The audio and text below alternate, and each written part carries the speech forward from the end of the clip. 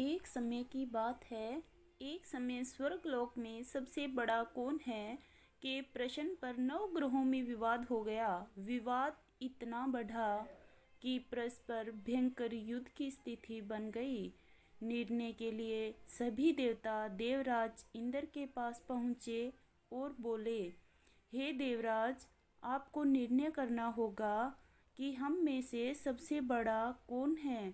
देवताओं का प्रश्न सुनकर देवराज इंद्र उलझन में पड़ गए। इंद्र बोले, मैं इस प्रश्न का उत्तर देने में असमर्थ हूँ।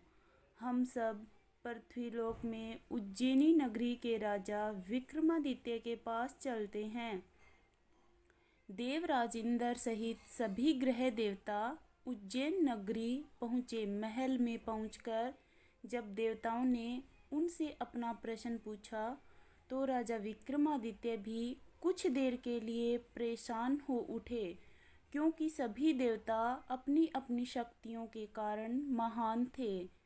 किसी को भी छोटा या बड़ा कह देने से उनके क्रोध के प्रकोप से भयंकर हानि पहुंच सकती थी।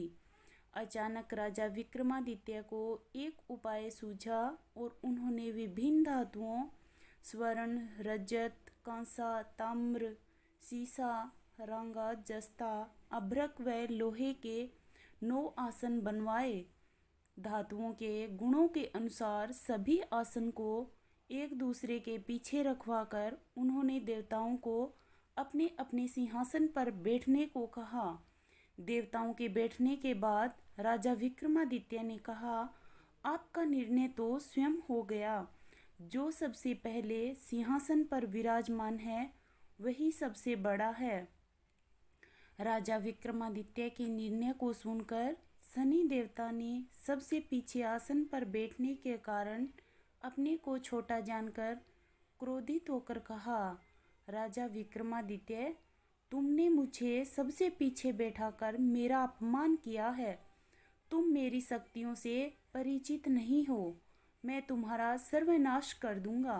शनि ने कहा, सूर्य एक राशि पर 1 महीने, चंद्रमा 2.25 दिन, मंगल 1.5 महीने, बुध और शुक्र 1 महीने, बृहस्पति 13 महीने रहते हैं, लेकिन मैं किसी राशि पर 7.5 वर्ष तक रहता हूँ। बड़े बड़े देवता को मैंने अपने प्रकोप से पीड़ित किया है।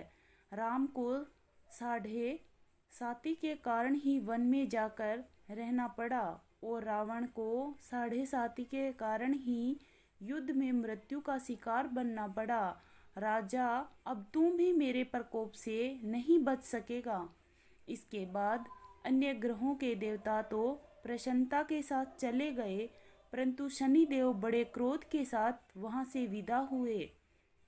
राजा विक्रमादित्य पहले की तरह ही न्याय करते रहे। उनके राज्य के सभी स्त्री पुरुष बहुत आनंद से जीवन यापन कर रहे थे। कुछ दिन ऐसे ही बीत गए। उधर शनि देवता अपने अपमान को भूले नहीं थे। विक्रमादित्य से बदला लेने के लिए एक दिन शनि देव ने घोड़े के व्यापारी का रूप धारण किया और बहुत से घोड़ों के साथ उज्जैन नगरी पहुँचे। राजा विक्रमादित्य ने राज्य के किसी घोड़े के व्यापारी के आने का समाचार सुना तो अपने अश्वपाल को कुछ घोड़े खरीदने के लिए भेजा। घोड़े बहुत कीमती थे। अश्वपाल ने जब वापस लौटकर इस संबंध में बताया तो राजा विक्रमादित्य ने स्वयं आकर एक सुंदर व शक्तिशाली घोड़े को पसंद किया। घोड़े की चाल देखने के लिए राजा उस घोड़े पर सवार हुए तो वह घोड़ा बिजली की गति से दौड़ पड़ा। तेजी से दौड़ता घोड़ा राजा को दूर एक जंगल में ले गया और फिर राजा को वहां गिराकर जंगल में कहीं गायब हो गया।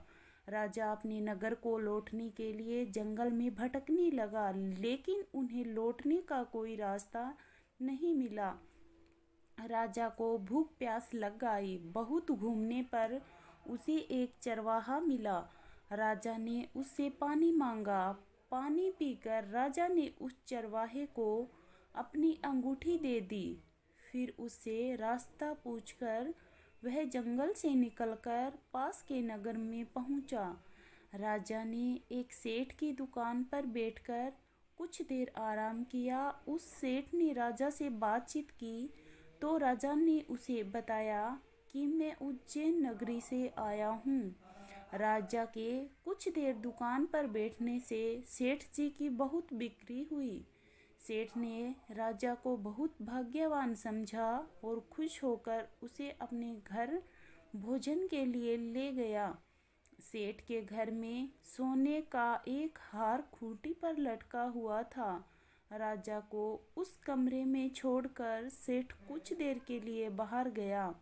तभी एक आश्चर्यजनक घटना घटी। राजा के देखते देखते सोने के उस हार को खूंटी निगल गई। सेठ ने कमरे में लौटकर हार को गायब देखा तो चोरी का संदेह राजा पर ही किया, क्योंकि उस कमरे में राजा ही अकेला बैठा था। सेठ ने अपने नौकरों से कहा कि इस परदेसी को रस्सियों से बांधकर नगर के राजा के पास ले चलो। राजा ने विक्रमादित्य से हार के बारे में पूछा तो उसने बताया कि उसके देखते ही देखते खूंटी ने हार को निगल लिया। उस समय राजा ने क्रोधित होकर चोरी करने के अपराध में विक्रमादित्य के हाथ पांव काटने का आदेश दे दिया। राजा विक्रमादित्य के हाथ पांव काटकर उसे नगर की सड़क पर छोड़ दिया गया। कुछ दिन बाद एक तेली उसे उठाकर अपने घर ले गया और उसे अपने कोल्हू पर बिठा दिया। राजा आवाज देकर बैलों को हाँकता रहता। इस तरह तेली का बैल चलता रहा और राजा को भोजन मिलता रहा। शनि के प्रकोप की 7.5 पूरी होने पर वर्षा ऋतु प्रारंभ हो गई। राजा विक्रमादित्य एक रात मेघ मल्हार गा रहा था कि तभी नगर के राजा की लड़की राजकुमारी मोहिनी रथ पर सवार होकर उस तेली के घर के पास से गुजरी। उसने मेघ मल्हार सुना तो उसे बहुत अच्छा लगा और दासी को भेजकर गाने वाले को बुला लाने को कहा। दासी ने लौटकर राजकुमारी को अपंग राजा के बारे में सब कुछ बता दिया। राजकुमारी उसके मेघ मल्हार से बहुत मोहित हुई, अतः उसने सब कुछ जानकर भी अपंग राजा से विवाह करने का निश्चय कर लिया। राजकुमारी ने अपने माता पिता से जब यह बात कही तो वे हैरान हो गए। रानी ने मोहिनी को समझाया, बेटी तेरे भाग्य में तो किसी राजा की रानी होना लिखा है, फिर तू इस अपंग से विवाह करके अपने पांव पर कुल्हाड़ी क्यों मार रही है। राजकुमारी ने अपनी जिद नहीं छोड़ी। अपनी जिद पूरी कराने के लिए उसने भोजन करना छोड़ दिया और प्राण त्याग देने का निश्चय कर लिया। आखिर राजा रानी को विवश होकर अपंग विक्रमादित्य से राजकुमारी का विवाह करना पड़ा। विवाह के बाद राजा विक्रमादित्य और राजकुमारी तेली के घर में रहने लगे।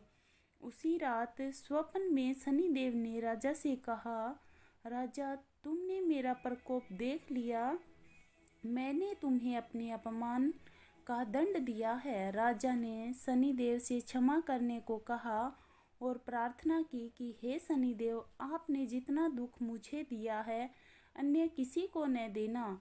शनिदेव ने कुछ सोचकर कहा, राजा मैं तुम्हारी प्रार्थना स्वीकार करता हूँ। जो कोई स्त्री पुरुष मेरी पूजा करेगा, शनिवार को व्रत करके मेरी व्रत कथा सुनेगा, उस पर मेरी अनुकंपा बनी रहेगी। प्रातःकाल राजा विक्रमादित्य की नींद खुली तो अपने हाथ पांव देखकर राजा को बहुत खुशी हुई। उसने मन ही मन शनिदेव को प्रणाम किया। राजकुमारी भी राजा के हाथ पांव सही सलामत देखकर आश्चर्य में डूब गई। तब राजा विक्रमादित्य ने अपना परिचय देते हुए शनिदेव के प्रकोप की सारी कहानी सुनाई। सेठ को जब इस बात का पता चला तो दौड़ता हुआ तेली के घर पहुंचा और राजा के चरणों में गिरकर क्षमा मांगने लगा। राजा ने उसे क्षमा कर दिया, क्योंकि यह सब तो शनिदेव के प्रकोप के कारण हुआ था। सेठ राजा को अपने घर ले गया और उसे भोजन कराया। भोजन करते समय वहाँ एक आश्चर्यजनक घटना घटी।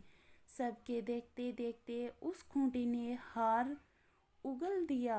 सेठ जी ने अपनी बेटी का विवाह भी राजा के साथ कर दिया और बहुत से स्वर्ण आभूषण धन आदि देकर राजा को विदा किया। राजा विक्रमादित्य राजकुमारी मोहिनी और सेठ की बेटी के साथ उज्जैन पहुँचे तो नगरवासियों ने हर्ष के साथ उनका स्वागत किया। अगले दिन राजा विक्रमादित्य ने पूरे राज्य में घोषणा करवाई कि शनि देव सब देवों में सर्वश्रेष्ठ हैं। प्रत्येक स्त्री पुरुष शनिवार को उसका व्रत करे और व्रत कथा अवश्य सुने। राजा विक्रमादित्य की घोषणा से शनिदेव बहुत प्रसन्न हुए। शनिवार का व्रत करने और व्रत कथा सुनने के कारण सभी लोगों की मनोकामनाएं शनिदेव की अनुकंपा से पूरी होने लगी।